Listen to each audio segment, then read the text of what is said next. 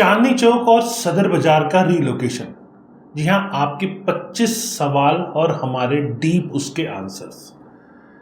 आपने मुझसे कम्युनिटी में क्वेश्चंस पूछे तो आपकी आवाज़ और हमारे जवाब आज इस वीडियो में मिलेंगे आपको। ये कहावत है कि 9 दिन चले 2.5 कोस। जी हाँ, सरकारी फैसलों की रफ्तार भले ही धीमी हो, लेकिन चांदनी चौक और सदर बाजार के भविष्य पर चर्चा लगातार तेज होती जा रही है। नमस्कार दोस्तों, स्वागत है आपका प्रॉपर्टी मिशन शो में। इस स्पेशल फॉलोअप एपिसोड में पिछले वीडियो में चांदनी चौक और सदर बाजार शिफ्ट होंगे, पर आपके 200 प्लस कमेंट्स हमारे पास आए, जिससे आपने अपने दिल की बात, कंफ्यूजन और डर की उम्मीद शेयर की। आज हम उन्हीं 25 सबसे पॉपुलर और यूनिक कमेंट्स के बेस के ऊपर आपके हर सवाल का जवाब, डीप, प्रैक्टिकल और अपडेट जवाब देंगे, ताकि आपको मिले रियल क्लैरिटी और स्मार्ट डिसीजन लेने में मदद। अगर वीडियो पसंद आए तो लाइक, कमेंट, शेयर जरूर कीजिएगा और फ्यूचर में आपको ऐसे इंफॉर्मेटिव वीडियोस मिलते रहें। इसके लिए आपको चैनल को सब्सक्राइब करना है। तो चलिए शुरू करते हैं। नमस्कार, मैं हूं Pradeep Mishra. Property mission show में आपका स्वागत है। यहाँ हम आपको प्रॉपर्टी और प्रॉपर्टी मार्केट की हकीकत बताते हैं। नो बकवास, डायरेक्ट काम की बात। चलिए शुरू करते हैं।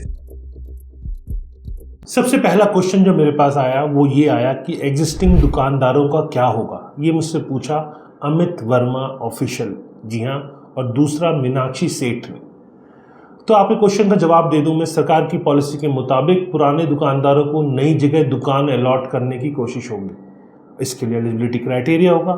जिनके पास proper documents, lease, rent agreement, trade licence हैं, उन्हें प्रायोरिटी मिलेगी।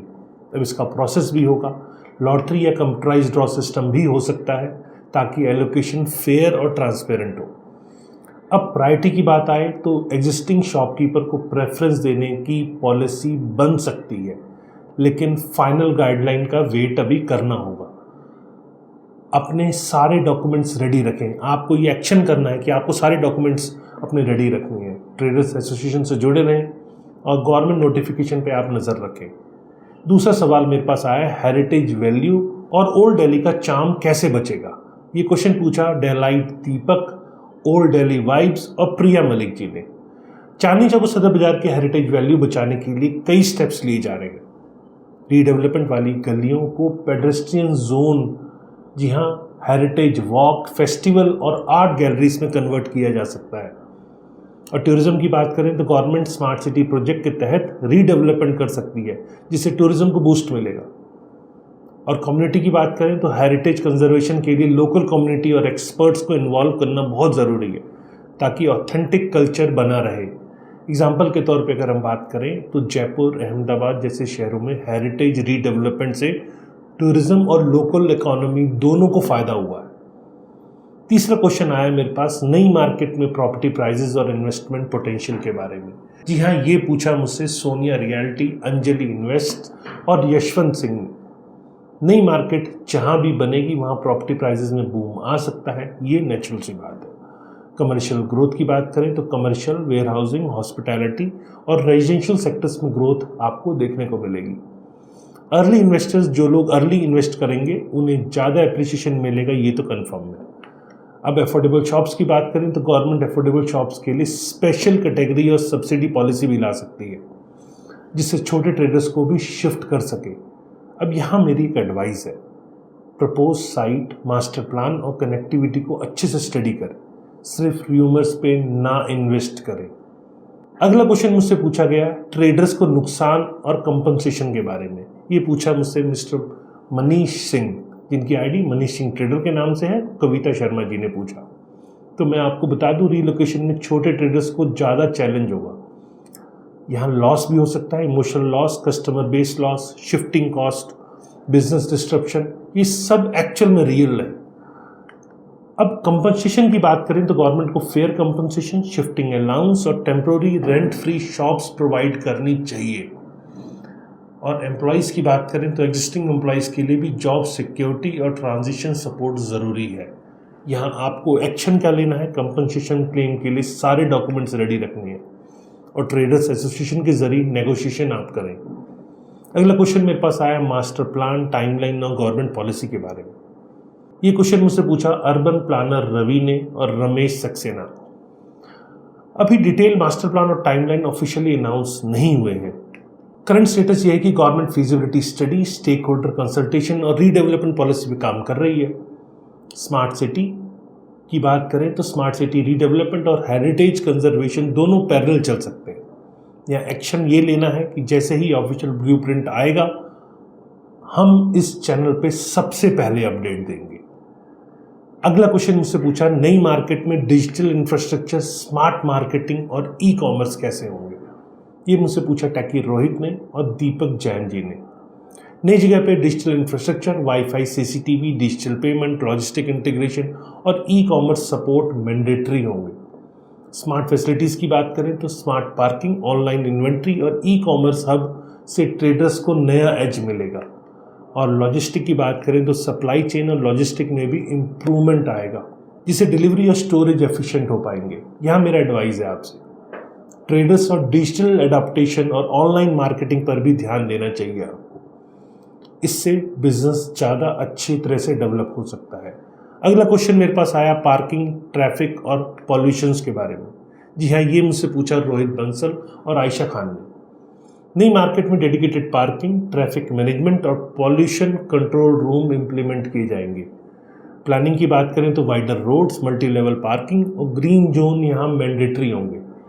अब बात पॉल्यूशन कंट्रोल की भी कर लेते हैं। जी हाँ, electric vehicle charging, waste management और लैंडस्केपिंग से पॉल्यूशन कम किया जाएगा। अब पुरानी दिल्ली की बात करें तो पुरानी दिल्ली की ओल्ड मार्केट में पेडेस्ट्रियन और पॉल्यूशन फ्री जोन से एनवायरनमेंट बेहतर हो सकता है। अब अगला क्वेश्चन मेरे पास आया वुमेन सेफ्टी और सिक्योरिटी के बारे में।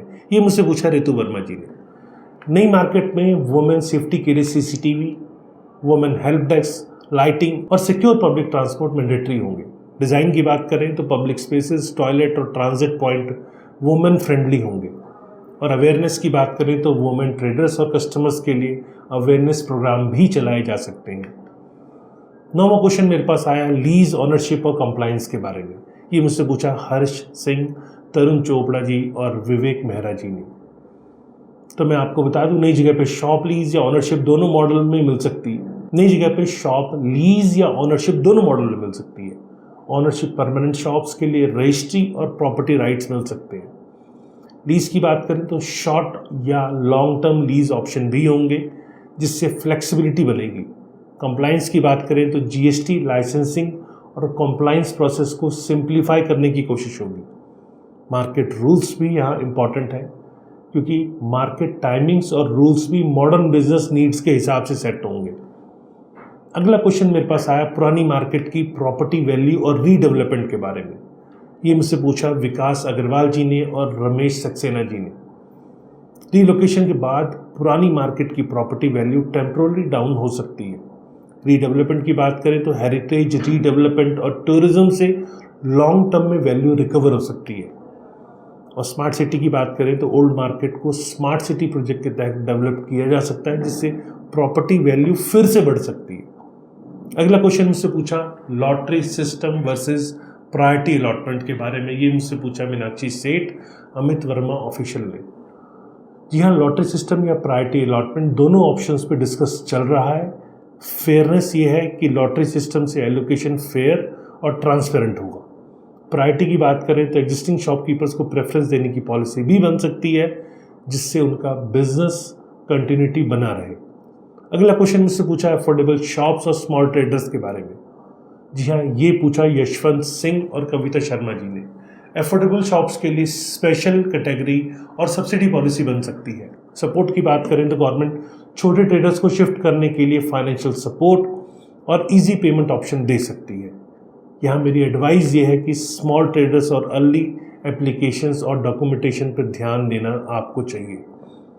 अगला क्वेश्चन मुझसे पूछा एम्प्लॉय और स्टाफ का फ्यूचर, नितिन गुप्ता जी ने। यह नितिन जी, एग्जिस्टिंग एम्प्लॉय और स्टाफ को भी नई जगह जॉब कंटिन्यूटी और ट्रेनिंग सपोर्ट देने की पॉलिसी बन सकती है। स्किल ट्रेनिंग की बात करें तो न्यू मार्केट में स्किल डेवलपमेंट और प्लेसमेंट सपोर्ट भी मिल सकता है। जॉब सिक्योरिटी की बात करें तो ट्रांजिशन पीरियड में जॉब लॉस ना हो, इसके लिए गवर्नमेंट मॉनिटरिंग करेगी। अगला क्वेश्चन है फेस्टिवल, हेरिटेज वॉक्स और टूरिज्म के बारे में। ये मुझसे पूछा प्रिया मलिक और संदीप यादव जी ने। पुरानी मार्केट में हेरिटेज वॉक, फेस्टिवल और टूरिज्म एक्टिविटी बढ़ सकती है, जिससे लोकल इकोनॉमी और कल्चर दोनों को नया बूस्ट मिलेगा। एग्जाम्पल के तौर पे जयपुर, अहमदाबाद में हेरिटेज टूरिज्म से बड़ा फायदा हुआ है। अगला क्वेश्चन मुझसे पूछा, लेसन्स फ्रॉम पास्ट रीलोकेशन, जैसे कि गांधीनगर एटसेट्रा। ये क्वेश्चन मुझसे पूछा प्रतीक शर्मा जी ने।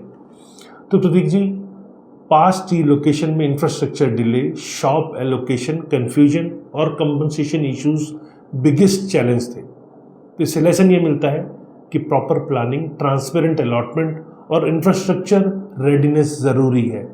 तो यहाँ एक्शन ये है कि गवर्नमेंट को ट्रेडर्स की फीडबैक लेकर पॉलिसी बनानी चाहिए। 16वां क्वेश्चन है पार्किंग, ट्रैफिक, पॉल्यूशन के बारे में। क्या सच में सॉल्व हो पाएगा ये रोहित बंसल और आयशा खान जी ने पूछा। नई मार्केट में डेडिकेटेड पार्किंग, वाइडर रोड्स और पॉल्यूशन कंट्रोल रूम मैंडेटरी होंगे। पुरानी दिल्ली में पेडिट्रेशन और पॉल्यूशन फ्री जोन से एनवायरनमेंट बेहतर हो सकता है। 17वां क्वेश्चन मुझसे पूछा मार्केट टाइमिंग्स और रूल्स के बारे में विवेक मेहरा जी ने। नई मार्केट में मार्केट टाइमिंग्स, डिलीवरी विंडो और बिजनेस आवर्स को मॉडर्न नीड्स के हिसाब से सेट किया जाएगा। फ्लेक्सिबिलिटी की बात करें तो नाइट मार्केट, वीकेंड बाजार और एक्सटेंडेड आवर्स इसके अंदर पॉसिबल है। 18 क्वेश्चन मुझसे पूछा जीएसटी लाइसेंसिंग और कंप्लायंस के बारे में तरुण चोपड़ा जी ने। नई मार्केट में जीएसटी लाइसेंसिंग और कंप्लायंस प्रोसेस को सिंप्लीफाई किया जाएगा। सिंगल विंडो, जी हाँ, single window clearance, online application और डिजिटल कंप्लायंस यहाँ मैंडेटरी होंगे। 19 क्वेश्चन मुझसे पूछा lottery system versus priority allotment के बारे में मीनाक्षी सेठ और अमित वर्मा ऑफिशियल ने। लॉटरी सिस्टम या प्रायोरिटी अलॉटमेंट दोनों ऑप्शंस पर डिस्कशन चल रहा है। लॉटरी सिस्टम में एलोकेशन फेयर और ट्रांसपेरेंट रहेगा। प्रायोरिटी की बात करें तो एग्जिस्टिंग शॉपकीपर को प्रेफरेंस देने की पॉलिसी भी बन सकती है, जिससे उनका बिजनेस कंटिन्यूटी बना रहेगा। तो दोस्तों, आपके कमेंट्स ने इस टॉपिक को और भी डीप और प्रैक्टिकल बना दिया है। तो मेरे कुछ ओवरऑल पॉइंटर्स जो इन सारे क्वेश्चंस आने के बाद मैंने आपके लिए तैयार किए हैं वो ये है, डॉक्यूमेंटेशन और एलिजिबिलिटी क्लियर रखें, हेरिटेज कंजर्वेशन और कम्युनिटी पार्टिसिपेशन पे ज़रूर फोकस करें, अर्ली इन्वेस्टमेंट का फ़ायदा उठाएं लेकिन सिर्फ ऑफिशियल अनाउंसमेंट के बाद, लीगल ड्यू डिलिजेंस और कंपनसेशन पॉलिसी को अच्छे से समझें, डिजिटल इंफ्रास्ट्रक्चर और स्मार्ट बिजनेस मॉडल को अपनाएं। अगर आपको ये वीडियो पसंद आया तो लाइक करें, शेयर करें और सब्सक्राइब करें। प्रॉपर्टी हमेशा शो को सब्सक्राइब करना बहुत ज़रूरी है ताकि आपको ऐसे इन्फॉर्मेटिव वीडियोस बार बार मिलते रहें। अपने कमेंट में हमें बताएं, क्या आप रीलोकेशन को अपॉर्चुनिटी मानते हैं या रिस्क? क्या आप हेरिटेज डेवलपमेंट में इन्वेस्ट करना चाहेंगे? आपकी सबसे बड़ी चिंता क्या है? कंपनसेशन है, कल्चर है या बिजनेस लॉस है? मिलते हैं अगले एपिसोड में, तब तक के लिए हैप्पी इन्वेस्टिंग, स्मार्ट प्लानिंग। जय हिंद, नमस्कार।